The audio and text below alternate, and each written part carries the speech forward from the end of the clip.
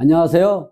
오늘은 재건축 대상 경매 물건 찾아 입찰하기에 대해서 강의해 보도록 하겠습니다. 최근에 제가 경매 물건을 찾아봤는데, 하나는 방배동에 재건축 대상 물건이 경매로 물건으로 나왔습니다. 또 하나는 성동구 마장동에 있는 연립주택이 소규모 재건축으로 나와 있는 물건 두 가지 갖고 분석해 보도록 하겠습니다.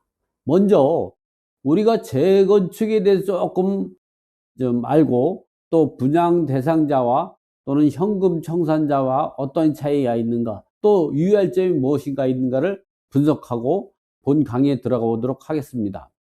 그 재건축은 우리가 두 가지를 찾아볼 수 있는데, 그 재건축 같은 경우는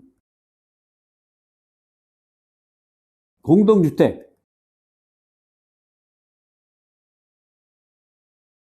재건축과 단독주택, 재건축이 있죠.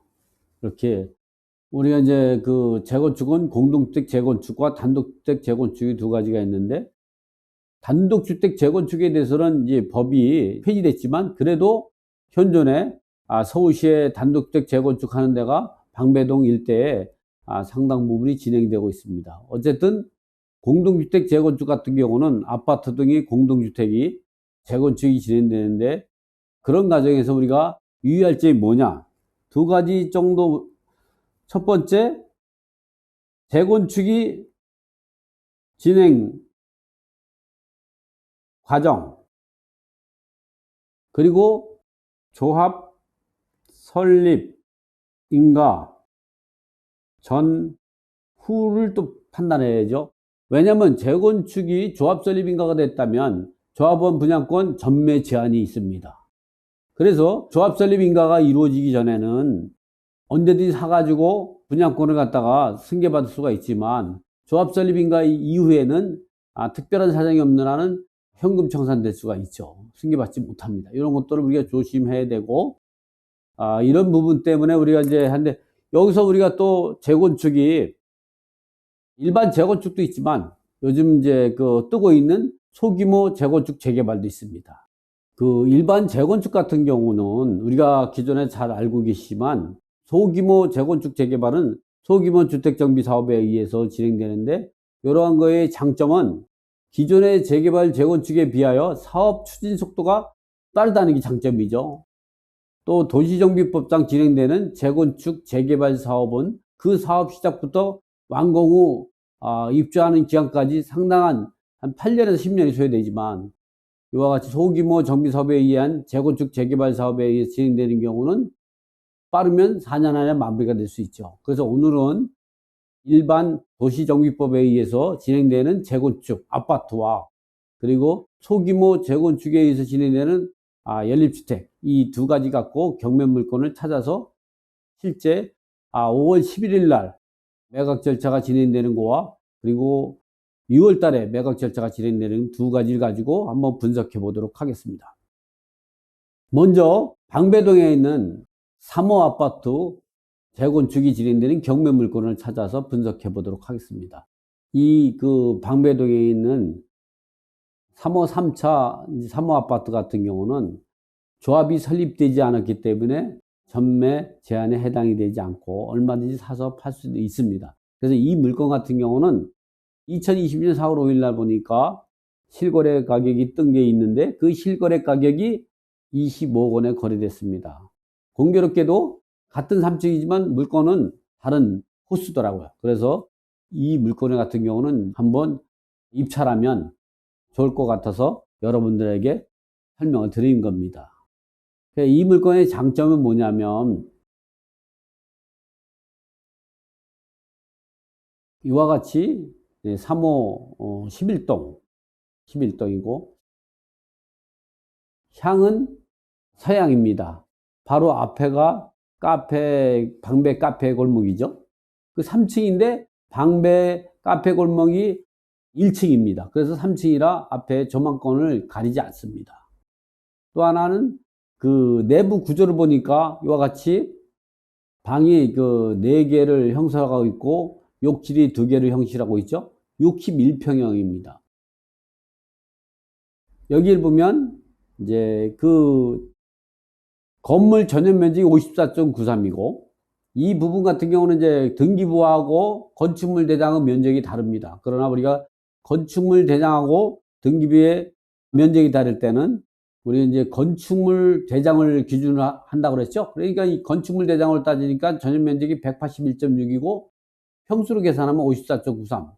이거를 아파트 평형, 주거 공용 면적까지 합쳐서 평형을 계산하니까 61평형이라고 합니다.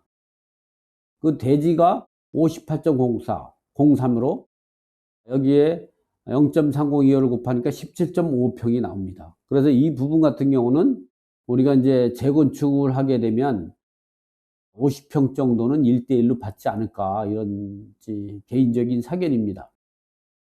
그리고 여기에는 등기부 현황을 보니까요, 2014년 12월 10일 날 금융기관에서 1순위로 7억 4,400을 만 원을 설정했죠. 그리고 2순위도 금융기관이 6억 6,600을 설정했고, 그 다음에 이제 강제경매는 개인 채권자에 의해서 경매가 이루어졌습니다. 그리고 이 집에는 임차인이었고 소유자가 거주하기 때문에 이런 것들을 낙찰받으면 인수할 권리가 없죠. 특히 이제 주변의 장점을 분석해 보면요, 여기서 이렇게 가면 요게 도보로 8분 거리에 있습니다. 8분 거리. 그래서 교통 환경도 괜찮고 주변 학군도 좋습니다. 여기에 보면 이제 그 세화 여자 고등학교가 있고, 여기 보면 이제 그 서문 여자 고등학교가 있죠. 여기가 세화 여고하고 서문 여자 고등학교가 학군이 좋은 학교에 해당이 됩니다. 그리고 내방역 있고, 요 내방역에 또 터널이 뚫려서 바로 강남역까지 가는데 바로 한 20분 거리에 있고, 그래서 여기서 버스를 타고 강남역까지 간다고 하더라도 이제 서초역이나 교대에서 맥힌다고 하도 한 25분 정도면 이제 갈 수가 있는 거죠. 그래서 이 부분이 여기서 재건축이 된다면 50평대 되면 우리가 상당히 가치가 높다고 볼 수가 있는 거죠. 지금 어쨌든 이 물건은 2022년 4월 5일 날 실거래 가격이 찍혀 있는 것이 25억입니다. 그 공교롭게도 이 경매 물건도 3층이고 이 매각된 것도 3층입니다. 그래서 호수가 같은 줄 알고 제가 어저께 직접 가서 확인했는데 호수가 다릅니다. 그렇기 때문에 안심하고 우리가 이제 이 물건에 입찰해도 되는 거죠. 그래서 이 물건은 조합 설립이 이루어지지 않았기 때문에 조합원 분양권을 갖다가 전매 제한이 해당이 되지 않고서 언제든지 사서 조합 설립 인가 전까지 제3자에게 팔아도 되는 것이고, 그러나 우리가 유의할 점은 금융기관에 의해서 근저작권에서 경매가 들어가면 조합 설립 인가 후에도 조합원의 지위를 승계받을 수 있습니다. 그러나 이 사례와 같이 개인 채권자에 의해서 강제경매가 진행된 경우는 조합 설립 인가 이후에는 조합원의 지위를 승계할 수가 없습니다. 그러나 이 물건은 조합 설립이 인가 전이기 때문에 지금 사서 경매로 입찰해서 낙찰받더라도 조합 설립 인가 전까지 제3자에게 팔 수가 있는 거죠. 이러한 장점이 있기 때문에 여러분에게 이런 물건도 있다, 이런 것들 소개해 드리는 겁니다. 그래서 이 물건의 가치는 지금 실거래된 게 25억이니까 한 26억, 27억 정도가 실제 거래 가격이 아닌가, 이 생각이 드니까 이게 얼마에 입찰할 것인가는 여러분 스스로 판단해 보시도록 하겠습니다. 그리고 현장 가서 조사도 한번 해보는 것도 좋을 것 같습니다. 자, 이번에 같은 경우는 성동구의 이 마장동에 나와 있는 소규모 재건축에 대한 물건입니다. 가격도 많이 떨어졌죠. 이 물건 같은 경우는 6억 1,900만 원으로 5월 2일 날 입찰을 진행했으나 유찰돼서 6월 13일 날 4억 9,520만 원까지 떨어졌죠. 근데 이 물건이 왜 이렇게 떨어졌느냐? 먼저 말씀드리기 전에 이 물건은 7억 5천 정도의 가치가 있죠. 그래서 이 물건에서 현장 가서 조사한 내용을 제가 알려드리면 이와 같습니다. 주변에 이제 세림 아파트하고 흥일연립이 합작해서 재건축을 진행하죠. 2023년 중순경 조합설립인가 예정이고, 아직 조합설립인가 전까지니까 조합원의 그 분양권이 전매 제한이 해당이 되지 않습니다. 그러면 지금 얼마든지 살 수가 있고, 이 목표는 996세대에서 1300세대로 이제 다시 이제 재승인 노력 중이라고 합니다. 그리고 미성 빌라가 있는데, 미성 빌라 같은 경우도 큰 지분권자가 반대해서 2021년도 재건축이 해제된 거죠. 마장 2구역에서. 공공재개발이나 가로주택의 기대감이 앞으로 크다는 거. 근데 이런 경우를 보면 시세가 세림 아파트 18평형이 9억 2천이고, 또 흥일연립이 15평형이 8억 8천 정도 됩니다. 또 미성빌라는 재개발 지역에서 빠졌지만 20평형이 8억 1천 정도 가죠. 흥일연립 같은 경우도 전형이 15평형이 8억 8천 정도 가고, 오늘 지금 여러분에게 소개해드릴 물건 같은 경우도 보면 미성주택 같은 경우는 대지가 25평이고 전용 면적은 22평형입니다. 그리고 매물 시세는 7.5에서 8억 정도 되죠. 이 미성주택 같은 경우는 연립주택으로 소규모 재건축이 진행 중이고 조합 설립 인가가 이미 났습니다. 그러니까 전매가 금지되어 있죠. 그리고 시공사는 신성 미성지용으로 총 72세대를 건립 예정인데, 기존에 조합원이 가지고 있는 그 연립주택 수가 36세대고 일반 분양세대가 36세대입니다. 그리고 2023년 초 관리처분 계획 인가가 예정이 되어 있고 추가 부담금 없이 33평형 배정이 예정이 되어 있습니다. 이와 같이 우리가 재건축이 진행될 때 우리가 또 알아둬야 될 얘기 뭐냐, 이 재건축 개발 형식이 두 가지가 있습니다. 도급제 방식이 있고 지분제 방식이 있죠. 이 지분제 같은 경우도 확정 지분제 방식이 있고 변동 지분제 방식이 있죠.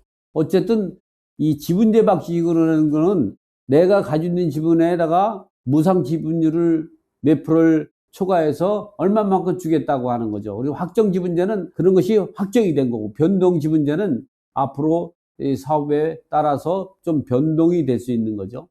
그 도급제 방식 같은 경우는 시공사 같은 경우는 건설회사는 건설 비용만 받고 건축비만 받고 아파트를 지어지고 모든 책임은 조합에서 책임지는 거죠. 이익이 남아도 조합이 책임지고 이익이 없고 손해봐도 조합이 책임지죠. 그러나 지분제 방식은, 특히 확정 지분제 방식 같은 경우는 이익을 봐도 시공사가 가져가고 손해봐도 시공사가 가져가게 되는 거죠. 그래서 이익이 높은 지역 같은 경우는 도급제 방식이 조합원들한테 유리한 거죠. 그러나 분양이 잘 안 되는 데는 지분제 방식이 유리하죠. 어쨌든 이 물건 같은 경우는 지분제 방식으로, 특히 확정 지분제 방식으로 진행이 되죠.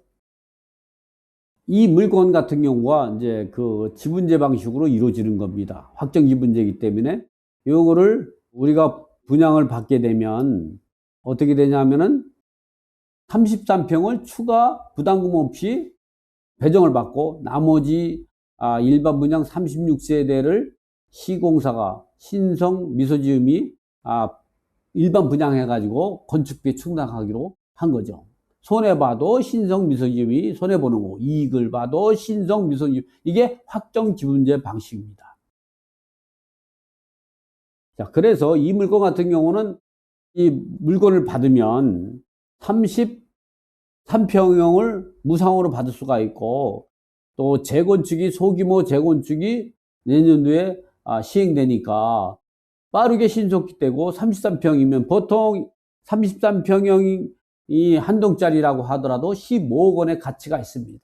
그런데 15억 원의 가치가 있고 조합원이 가지고 있는 것도 시세가 7억 5천만 원 정도가 되는데 왜 이 물건이 6억 1,900만 원인데도 가격이 떨어졌을까? 이런 문제가 또 생기죠.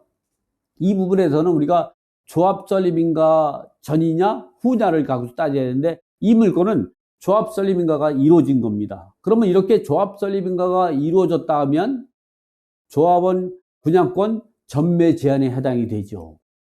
그래더라도 이 경매 물건이 금융기관의 근저당권에서 경매가 들어왔다면 전매 제한 외의 조항에 해당이 돼서 전매가 가능한 거죠. 그래서 조합원 지위를 승계받을 수가 있습니다. 이걸 낙찰받으면. 그런데 이 물건을 보면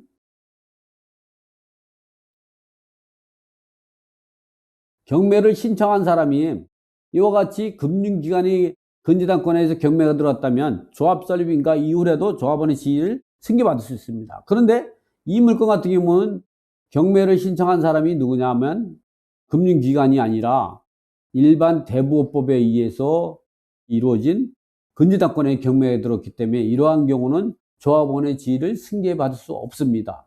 그래서 이 물건이 이렇게 가격이 떨어진 거로 판단되고, 이럴 때는 이 부분을 낙찰받으면 아마도 이 6억 1,900만 원 정도로 현금 청산될 가능성이 높습니다. 물론 자세한 내용은 미성주택 조합사무실에 가서 확인하고, 그리고 더 자세한 내용은 관리처분 계획 인가를 담당하고 있는 성동구청의 도시개발과에서 확인하면 되죠. 그래서 먼저 조합사무실을 확인하고 인허권자인 성동구청에 확인해서 이제 이 부분이 조합원의 지위를 승계가 되느냐 안 되느냐 확인해야 되는데, 이 지금 안 될 거라고 생각하는 제 개인적인 사견입니다. 어쨌든 이 물건은 2020년 5월 2일 날 6억 1,900에서 가격이 저감이 됐고 6월 13일 날 다시 2차 매각 절차가 진행되는데, 여러분이 이러한 내용들을 본인이 이제 강의한 내용만 갖고 의지하지 마시고 조합사무실하고 성동구청 도시개발과에서 다시 확인해보고, 그래도